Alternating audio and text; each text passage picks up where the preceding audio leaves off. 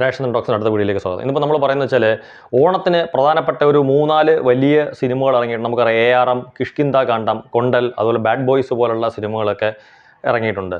അപ്പം പലരും ഏറ്റവും കൂടുതൽ ഇഷ്ടപ്പെട്ടിട്ടുള്ള സിനിമകൾ വ്യത്യസ്തമായിട്ടുള്ള അഭിപ്രായമാണ് ഓരോരുത്തർക്ക് ഓരോ സിനിമയെക്കുറിച്ച്. അപ്പം ഞാൻ നേരത്തെ തന്നെ പറഞ്ഞിട്ടുണ്ടായിരുന്നു കിഷ്കിന്ദ കാണ്ഡം എന്ന് പറയുന്ന സിനിമ. ഈ സിനിമകളിൽ കൊണ്ടൽ മാത്രം ആദ്യം കാണുകയും മറ്റുള്ള സിനിമകളെല്ലാം പിന്നീട് ഞാൻ കാണുകയാണ് ചെയ്തത്. അപ്പം കിഷ്കിന്ദ കാണ്ഡമാണ് ഓണം വിന്നറായിട്ട് വരുന്നതെന്ന് ഞാൻ എൻ്റെ മുന്നേ ഉള്ള ഒരു വീഡിയോയിൽ ഞാനത് സൂചിപ്പിക്കുകയും ചെയ്തു.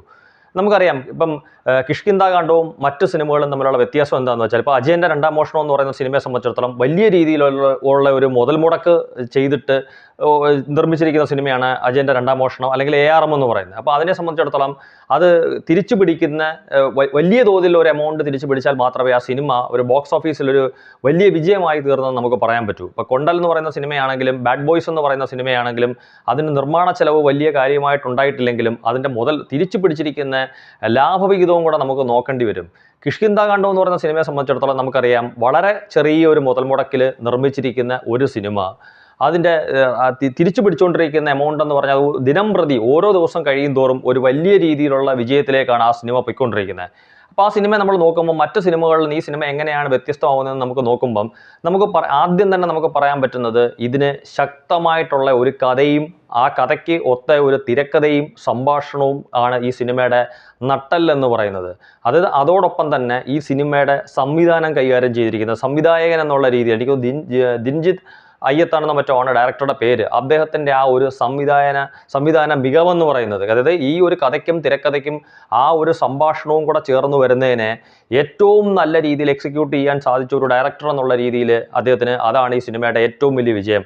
അതുപോലെ നമുക്കറിയാം ഓരോരുത്തരെയും നായകനായിട്ടും നായികയായിട്ടും മറ്റ് വേഷങ്ങളിലേക്കും തിരഞ്ഞെടുക്കപ്പെട്ടിരിക്കുന്ന ആൾക്കാർ, അതായത് ഒരാൾ പോലും ആ സിനിമയ്ക്ക് പറ്റിയ ആളല്ലെന്ന് നമുക്ക് തോന്നാത്ത രീതിയിൽ ഏറ്റവും അനുയോജ്യരായിട്ടുള്ള ആൾക്കാരെയാണ് ആ സിനിമയ്ക്ക് തിരഞ്ഞെടുത്തിരിക്കുന്നത്. ഇപ്പോൾ ആസിഫ് അലി ആണെങ്കിലും അപർണ ബാലമുരളി ആണെങ്കിലും വിജയരാഘവൻ, ഞാൻ മുന്നേ ഉള്ള വീഡിയോ തന്നെ എടുത്ത് പറഞ്ഞിട്ടുണ്ട്, വിജയരാഘവൻ്റെ ഏറ്റവും മികച്ച പെർഫോമൻസുകളിൽ ഒന്ന് തന്നെയായിരിക്കും കിഷ്കിന്ദ കാണ്ഡത്തിനകത്തെ ആ കഥാപാത്രം എന്ന് പറയുന്നത്.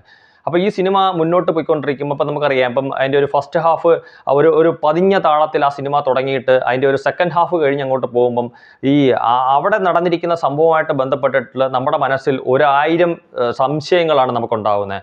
കാര്യം ഈ കിഷ്കിന്ദ കാണ്ഡം എന്ന് പറയുന്ന പേരുമായിട്ട് ബന്ധപ്പെടുത്തിയിട്ടുള്ള നമുക്ക് പറയാം ചില വാനരന്മാരെയൊക്കെ നമുക്ക് കാണിക്കുന്നത് കൊണ്ട് ഏത് രീതിയിലാണ് ഈ സിനിമയുടെ കഥ പോകുന്നത് എന്നുള്ള രീതിയിൽ നമുക്കൊരു സർപ്രൈസ് ആയിരിക്കും. അതായത് ഈ ഒരു ക്ലൈമാക്സിലേക്ക് വരുമ്പോഴത്തേക്ക് കാര്യം മറ്റു പല രീതിയിലും ആയിരിക്കും ചിലപ്പം നമ്മൾ ചിന്തിച്ചുകൊണ്ടിരിക്കുന്ന ഈ സിനിമ. അപ്പോൾ ഒരു ഭാഗത്ത് പോലും നമ്മളെ കൊണ്ട് ഈ ശരിക്കും അതിൻ്റെ ഒന്ന് പ്രഡിക്റ്റ് ചെയ്യത്തക്ക രീതിയിൽ അതിൻ്റെ ഒരു ക്ലൈമാക്സിലേക്ക് നമുക്ക് ഒന്ന് പ്രഡിക്റ്റ് ചെയ്യാനുള്ള ഒരു അവസരം പോലും തരാതെ കൊണ്ടെത്തിക്കാൻ വേണ്ടിയിട്ട് അതിൻ്റെ ഒരു സ്ക്രിപ്റ്റ് റൈറ്റർക്കും അല്ലെങ്കിൽ അതിൻ്റെ ഒരു ഡയറക്ടർക്കും സാധിച്ചു എന്നുള്ളതാണ് ഈ സിനിമയുടെ ഏറ്റവും വലിയൊരു വിജയം എന്ന് പറയുന്നത്. ഇപ്പോൾ ആ സിനിമയെ സംബന്ധിച്ചിടത്തോളം നമുക്കറിയാം ഏതാണ്ട് 7 ദിവസം കൊണ്ട് 7 ദിവസം എന്ന് പറഞ്ഞാൽ 7 ദിവസത്തെ കണക്ക് വരുമ്പോൾ നമുക്കറിയാം 6 ദിവസത്തെ കളക്ഷൻ ആയിരിക്കും 7-ാം ദിവസം പുറത്തു വരുന്നത്. കാര്യം 7-ാം ദിവസത്തെ കളക്ഷൻ എപ്പോഴും 8-ാം ദിവസം വരാൻ സാധ്യതയുള്ളൂ. അങ്ങനെയാണെങ്കിൽ നമുക്കിപ്പോൾ 7 ദിവസം എന്ന് പറഞ്ഞാൽ അവർ പുറത്തു വിടുന്ന കണക്കുകൾക്ക് പകരം ഒരു 6 ദിവസത്തെ കളക്ഷനായിട്ട് എടുത്തു കഴിഞ്ഞാൽ ഒരു 12 കോടി രൂപ ഇതിനുള്ളിൽ കിഷ്കിന്ദ കാണ്ഡം കളക്ട് ചെയ്തതായിട്ടാണ്. അതായത് ട്രാക്ട് കളക്ഷൻ അനുസരിച്ച് സാക്നിൽക്കിൻ്റെ കണക്കനുസരിച്ചിട്ട് പുറത്തു വന്നിരിക്കുന്നത് ഏതാണ്ട് 12 കോടി രൂപയാണ് അത് കളക്ട് ചെയ്തിരിക്കുന്നത്. അപ്പോൾ അതിൻ്റെ ഒരു മുതൽ മുടക്കനുസരിച്ചിട്ട് ഈ തിരിച്ചു പിടിച്ചുകൊണ്ടിരിക്കുന്ന അല്ലെങ്കിൽ ഇനിയുള്ള ദിവസങ്ങളിൽ ഇപ്പോൾ നമുക്ക് തന്നെ പറയാൻ പറ്റും വളരെ കുറച്ച് സ്ക്രീനുകളിൽ അല്ലെങ്കിൽ ഇപ്പോൾ ഒരു വലിയ തിയേറ്ററിൽ തന്നെ ഇപ്പോൾ മൈ സിനിമാസ് പോലെ അല്ലെങ്കിൽ അതുപോലുള്ള വലിയ സ്ക്രീനുകളിൽ വളരെ ചെറിയ സ്ക്രീനിൽ പ്രദർശിപ്പിച്ചുകൊണ്ടിരിക്കുന്ന ഒരു സിനിമ അടുത്ത ഏറ്റവും അതിനേക്കാട്ടിലും കൂടുതൽ സീറ്റിംഗ് കപ്പാസിറ്റി ഉള്ള ഒരു സ്ക്രീനിലേക്ക് മാറ്റുന്ന ചില കാഴ്ചകളാണ് നമ്മൾ കണ്ടുകൊണ്ടിരിക്കുന്നത്. അതുപോലെ പലയിടത്തും നമുക്കറിയാം ചെറിയ തിയേറ്ററുകളിൽ നിന്ന് വലിയ തിയേറ്ററുകളിലേക്ക് ഇപ്പോൾ കൂടുതൽ തിയേറ്ററിലേക്ക് എനിക്കൊന്ന് മൗത്ത് പബ്ലിസിറ്റി എന്ന് പറയുന്നതാണ് ഏറ്റവും വലിയൊരു പരസ്യം എന്നുള്ളത് തെളിയിക്കുന്ന രീതിയിലാണ് കിഷ്കിന്ദ കാണ്ഡം എന്ന് പറയുന്ന സിനിമയുടെ ഒരു വലിയ വിജയം എന്ന് പറയുന്നത്. കാര്യം ഇതെല്ലാം നമുക്ക് പൂർത്തിയായി കഴിയുമ്പോഴത്തേക്ക് ഞാൻ മുമ്പേ പറഞ്ഞ കണക്ക് കളക്ഷനും കാര്യങ്ങളും അല്ലെങ്കിൽ അതിൻ്റെ മുതൽ മുടക്കും ഒക്കെ വെച്ച് നോക്കുമ്പോഴത്തേക്ക് തീർച്ചയായിട്ടും ഒരു ഓണം വിന്നർ എന്ന് നമുക്ക് പറയാൻ പറ്റുന്നത് കിഷ്കിന്ദ കാണ്ഡം തന്നെയാണ്. കാര്യം ആസിഫ് അലിയുടെ ക്യാരക്ടർ തുടങ്ങുമ്പം എന്തോ ഒരു ചെറിയ ഇതുള്ളതുപോലെ നമുക്ക് തോന്നത്തക്ക രീതിയിൽ, കാര്യം ആസിഫ് അലിയുടെ സാധാരണ ക്യാരക്ടറിനകത്ത് ഉണ്ടാകുന്ന രീതിയിലുള്ള ഒരു കൂടുതലൊരു സന്തോഷമോ അല്ലെങ്കിൽ അങ്ങനെയുള്ള കാര്യം എനിക്കൊന്ന് ആസിഫ് അലിയുടെ മിക്ക സിനിമയ്ക്കകത്തും അദ്ദേഹം വളരെ വളരെ സന്തോഷവാനായിട്ടുള്ള രീതിയിലായിരിക്കും അദ്ദേഹത്തിൻ്റെ ചില സീൻസുകളും മറ്റും കാര്യങ്ങളും വരുന്നത്. ഈ സിനിമയുടെ തുടക്കം തന്നെ അതായത് ഒരു ടെൻഷൻ അദ്ദേഹത്തിൽ ഉണ്ട് എന്ന് തോന്നിക്കത്തക്ക രീതിയിലാണ് ആ സിനിമയുടെ ഒരു തുടക്കം തന്നെ എന്ന് പറയുന്നത് കാണിക്കുന്നത്. അപ്പോൾ അത് അവിടെ മുതൽ ആസിഫ് അലി അവസാനം വരെ അത് നിലനിർത്തി പോകുന്നുണ്ട്. ഇപ്പം അപർണ ബാലമുരളിയെ സംബന്ധിച്ചിടത്തോളാണെങ്കിലും നമുക്കറിയാം ആ കാര്യങ്ങൾ അറിയണം എന്നുള്ള ഒരു ആകാംക്ഷ അവരുടെ ആ ഫേസിലും അവരുടെ ആ ഒരു പ്രവൃത്തിയിലും അത് മൊത്തത്തിൽ നിലനിർത്താൻ അവർക്കും സാധിച്ചു.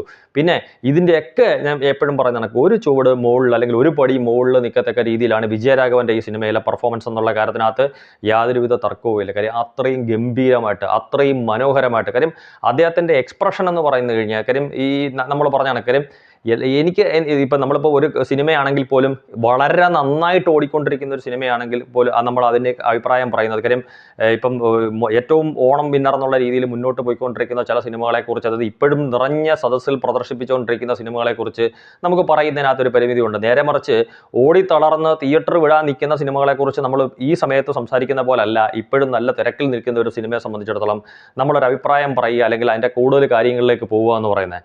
അപ്പോൾ എന്നിരുന്നാൽ പോലും വിജയരാഘവൻ്റെ അതിനകത്തെ ആ ഒരു പെർഫോമൻസ് എന്ന് പറഞ്ഞാൽ, അദ്ദേഹത്തിൻ്റെ ആ ഒരു ഫേസിനകത്ത് ഒരു എക്സ്പ്രഷൻ അല്ലെങ്കിൽ അദ്ദേഹത്തിൻ്റെ ഒരു ബോഡി ലാംഗ്വേജ് എന്ന് പറയുന്നത് എടുത്തു പറയത്തക്ക രീതിയിലാണ്. കാര്യം ഇതിനകത്ത് പല പല സാഹചര്യങ്ങളിലൂടെ വിജയരാഘവൻ്റെ ക്യാരക്ടർ പോകുന്നുണ്ട്.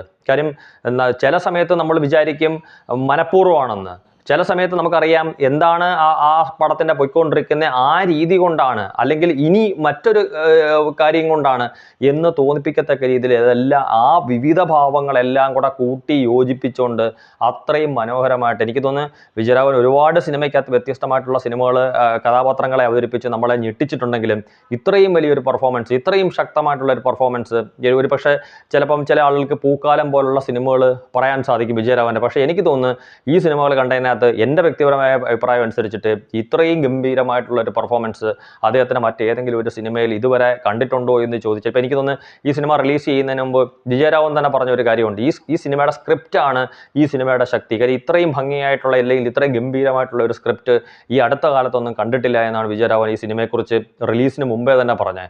പക്ഷേ എന്നാലും നമുക്ക് ഇങ്ങനെ ഇത്രയും ഭംഗിയായിട്ട് ഈ സിനിമ വരും എന്നുള്ള ഒരു പ്രതീക്ഷ എനിക്ക് ഒട്ടുമില്ലായിരുന്നു.